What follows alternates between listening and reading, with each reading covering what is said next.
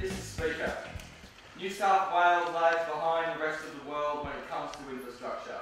Yeah. Mr. Speaker, compared to China, Japan, England and many other nations, we are in the dark ages. Yeah. Well, Mr. Speaker, it's time for New South Wales to innovate. Yeah. It's time to build the green and fast transport network of the future. Mr. Speaker, the opposition in which I lead believe it's time for high-speed rail. Yeah. Mr. Speaker, the government knows the modelling has been done. This government knows the need for change is here, and this government knows that change can be achieved. Yeah. But what this government lacks, Mr. Speaker, is the political will and courage to build high-speed rail. Yeah. Mr. Speaker, when this Youth Parliament opened on Monday, I said in my speech that high-speed rail is an infrastructure and economic necessity for New South Wales, and it is. Yeah.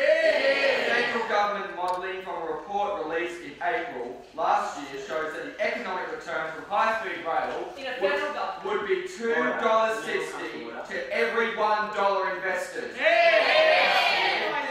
If this transformative network was built in New South Wales, people could travel from Brisbane to Sydney in 3 hours and Sydney to Canberra in 1 hour. Yeah. Mr. Speaker, if high-speed rail was built in New South Wales, our regional communities would benefit, with stops in Casino, Grafton, Coffs Harbour, Taree, Gosford, Newcastle, Sydney Central, Rockwater and Albury.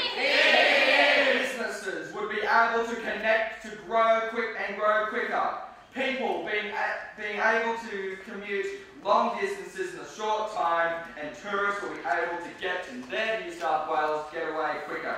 Yeah.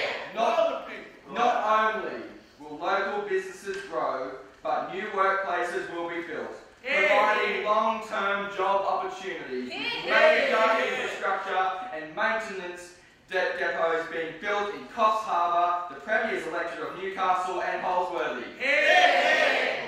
Mr. Speaker, high-speed rail will help New South Wales tackle climate change and clean up our environment, as high-speed rail has lower emissions per passenger kilometre than cars, buses and planes. Yeah. Mr. Speaker, other countries are racing ahead in terms of modern 21st century infrastructure and are benefiting economically. In Germany, two regional towns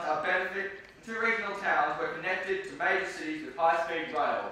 They received a 2.7 percentage point increase in their GDP growth. Mr. Speaker, I know that in many communities around New South Wales, as smelters and factories close down, as manufacturing moves offshore, and as the mining boom slows, people are losing their jobs and local economies are doing it tough. Yeah. High-speed rail will not only provide a new industry in itself, but support other emerging industries and foster economic growth. Yeah. Mr. Speaker, the facts are clear.